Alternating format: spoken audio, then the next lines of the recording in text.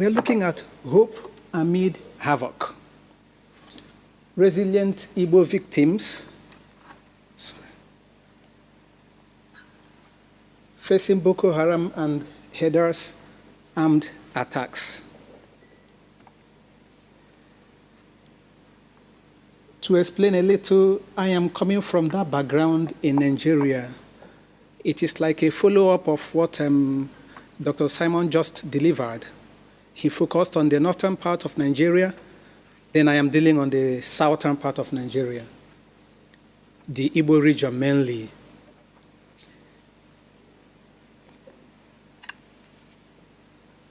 We want to look at majorly the resilience of the Igbo people of Nigeria and find out how they have managed and grappled with the violent attacks from the Boko Haram majorly, and then the Fulani militants, or the Fulani herdsmen. We are documenting the experiences and then presenting it as a template on how to cope in terms of violent extremism and marginalization. The method being used here is narrative inquiry involving interviews majorly, and then laying hands also on secondary sources. Let's start with the Igbo people, located, as you can see, at the southern part of Nigeria. Majorly 5 states, and then spilling into other states in that same region. The estimate is about 40 million, the population of the Igbo people. This may be contested a bit, but that's the general estimate. It is discovered archaeologically that the Igbo people have lived on that land since the 9th millennium BCE. In Igbo area, we have this rich oral tradition. Yes, a lot of reading and writing goes on currently, but in the ancient past, information is passed on from generation to generation through folk tales, songs, music, and then the rich culture. You just grow up knowing what to do and what not to do by listening to the elders.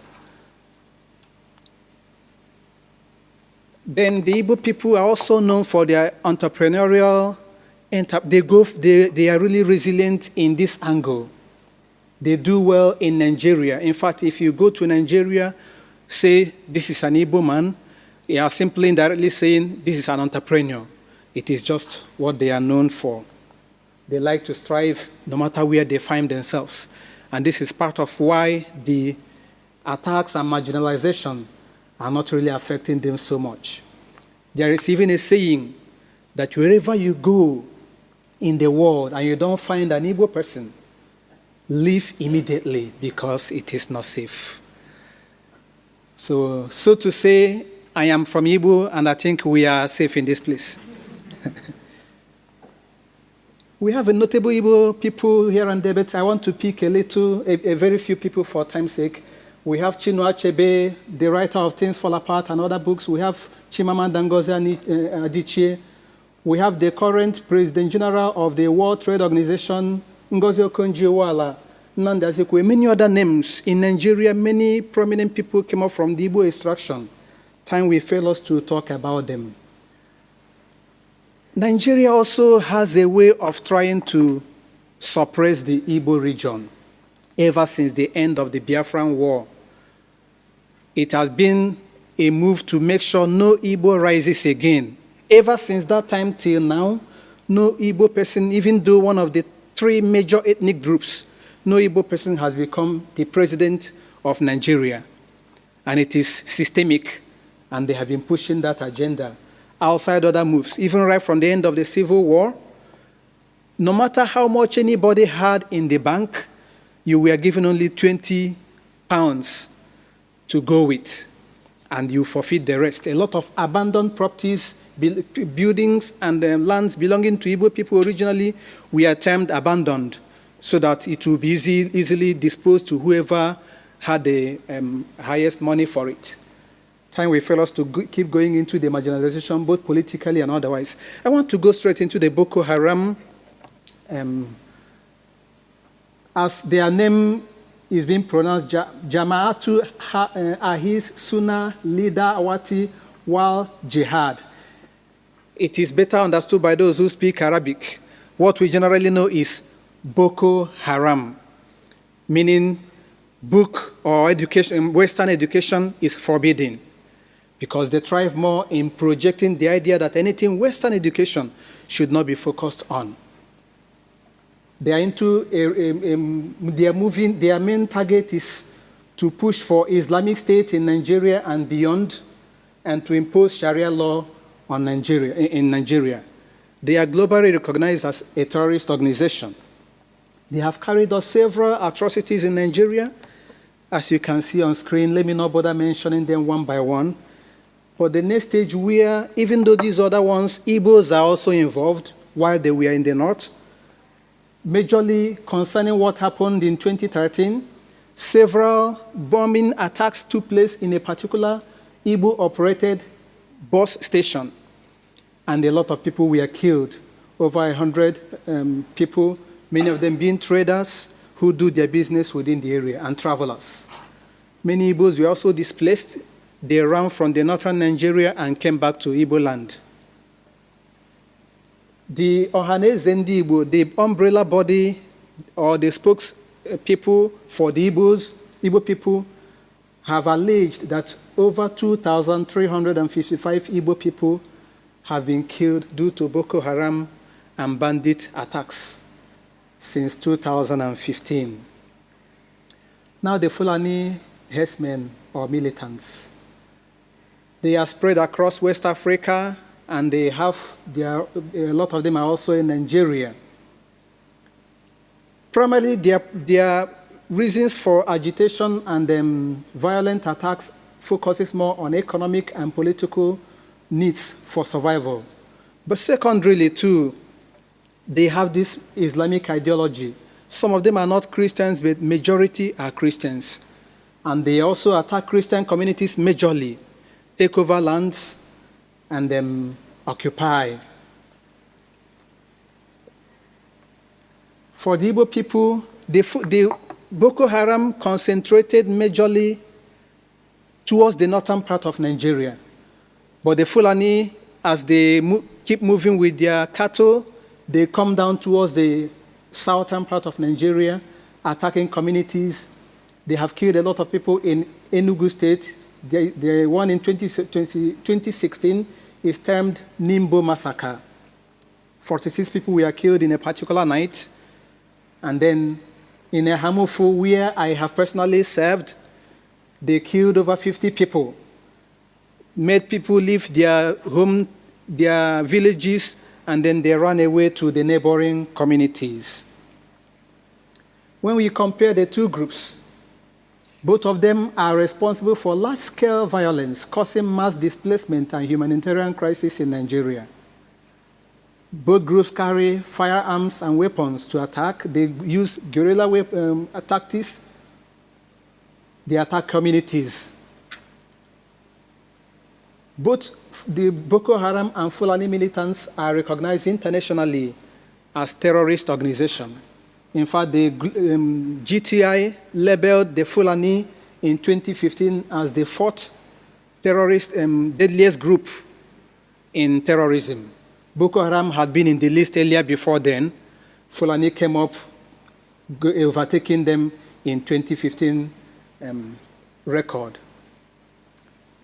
Boko Haram, in a war of disparity, Boko Haram is thriving more on the ideology, while the Fulani militants focus more on survival, motivated more by the economic survival desire.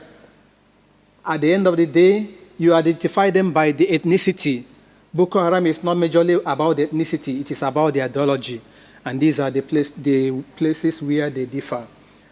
Now, concerning the research method, we've gone into interviews focusing on Igbo people. About 29 persons are participating for now. We hope to still do more. We have 12 participants who are victims, and then 17 people who are either empathizers or people who are aware of the situation, and they formed the group of discussants.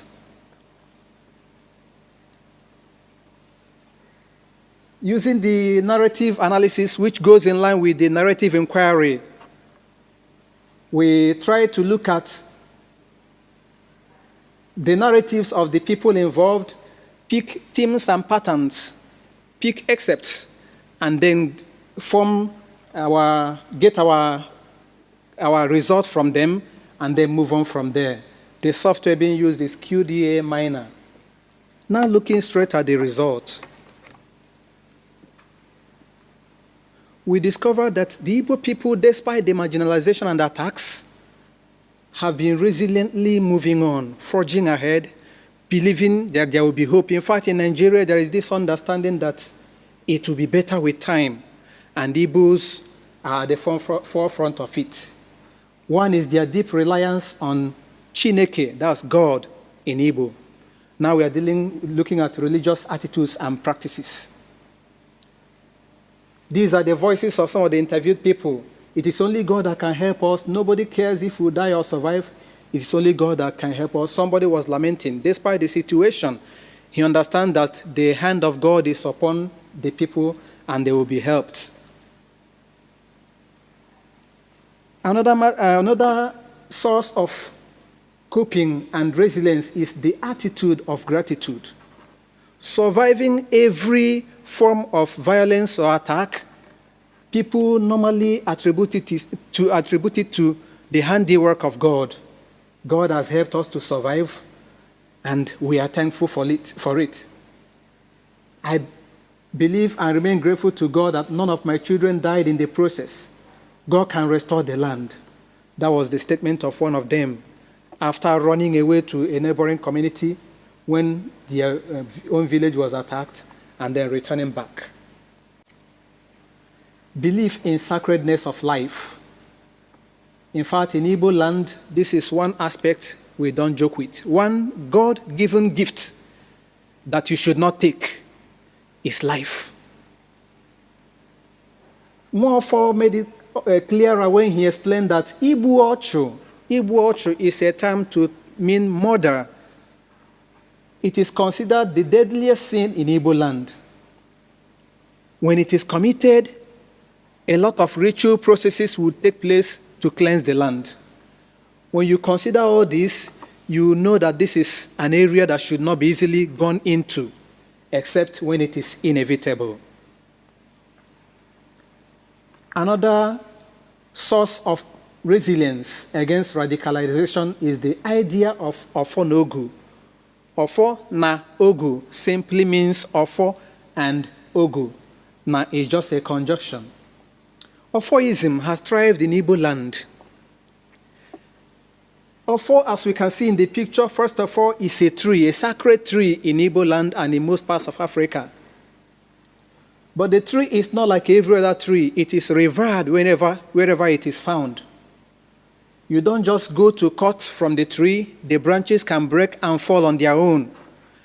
And when chief priests and people who are in custody of authority pick them up, they can invoke and enact powers upon them. And whoever holds them is like holding the symbol of authority. It has gone beyond the stick and the carvings to an ideology. That even without any stick, you can stand and say, I am standing on the Ofo. It means you are standing on authority. It's like the maize in the House of Assembly. It is a symbol of authority. It is now like an ideology.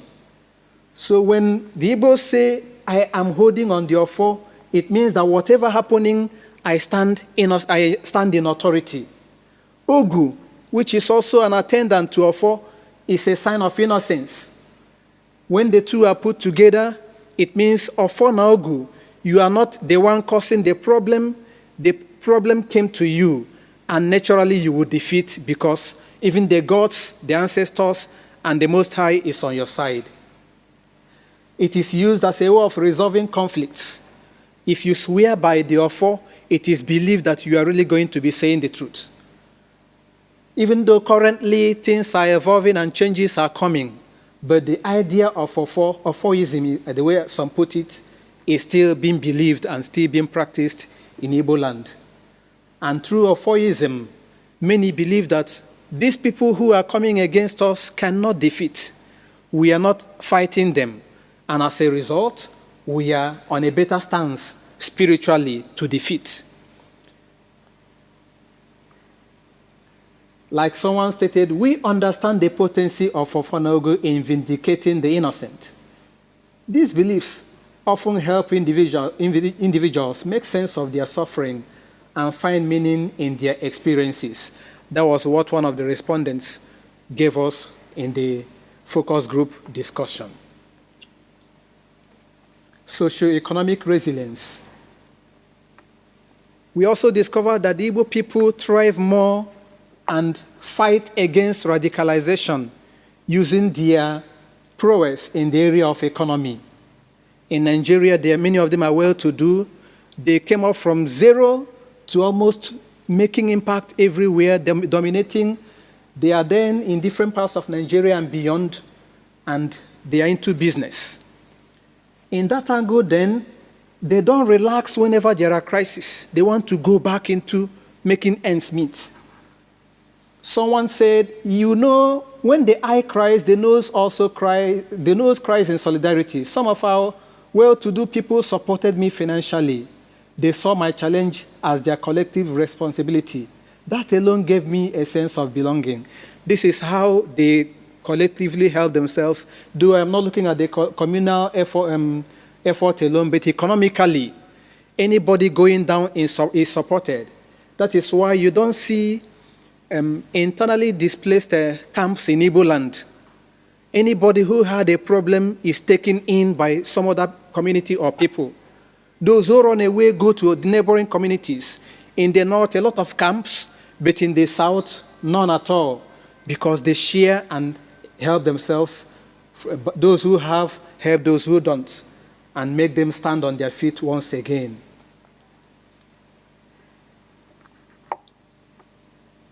Yeah, just as I mentioned already, Igbo people rebuild business and recover economically after attacks, both individually. Somebody said some families have even contributed money to assist their family members, those whose businesses were affected by destructive attacks. One other woman, a salonist, mentioned, as you can see, she was already in her shop when the interview was going on. As you can see, I am in my salon working hard. This is how I help myself and my family. I can't fold my hands and keep lamenting over the whole situation. It has happened, and now I want to move ahead. So easily they focus on making ends meet again, and they forget about the crisis and how to fight back. Adaptability and boycott strategy. This is one other thing the Igbos do. Fulani people sell cows. They sell meat. If we avoid eating meat and go into chicken and other things, they will go down in business. And it will affect what brings them closer to us. And that is what some communities adopted. If you are not selling in this area, then you may not have much business in that area, and you'll be forced to retreat, which is another strategy, instead of attacking them physically. Discussion of the findings. Religious and cultural resilience has really helped them. Both their belief in God, for the traditionalists, they believe in Ofo and Ogu, has really made them believe that at the end of the day, they will survive, they will conquer, they will overcome. Communalism is another point. Igbo and Yidanda, if you go online and research, is an idea in Igbo land whereby they believe in the philosophy of the ants.